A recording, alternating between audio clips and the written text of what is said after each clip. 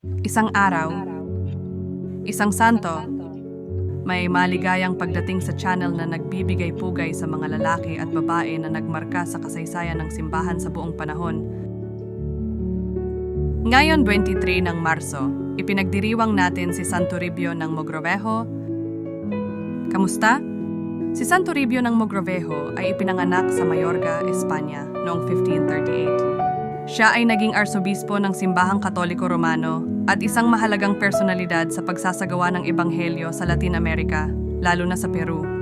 Nagpari siya noong 1578 at itinalaga bilang arsobispo ng Lima, Peru noong 1579. Sa kanyang pagdating, sinimulan niya ang isang misyon upang baguhin ang klero, protektahan ang mga karapatan ng mga katutubo, at itaguyod ang edukasyon at pangangalaga sa kalusugan.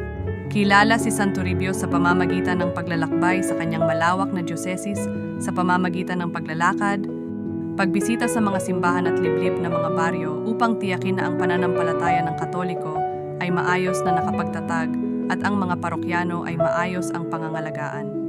Itinatag din niya ang mga paaralan at ospital para sa mga katutubong populasyon. Namayapa siya noong ika-23 ng Marso 1606 sa Santa Peru.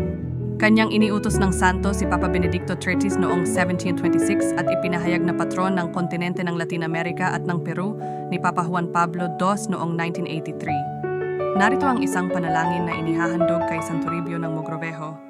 O Diyos, aming Ama sa Langit, pinasasalamatan ka namin sa patotoo ng pananampalataya at dedikasyon ni Santo Toribio ng Mogrovejo.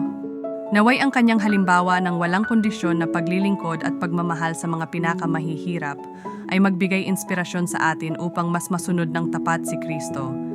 Ipinapanalangin namin ito sa pamamagitan ni Jesucristo, aming Panginoon. Amen.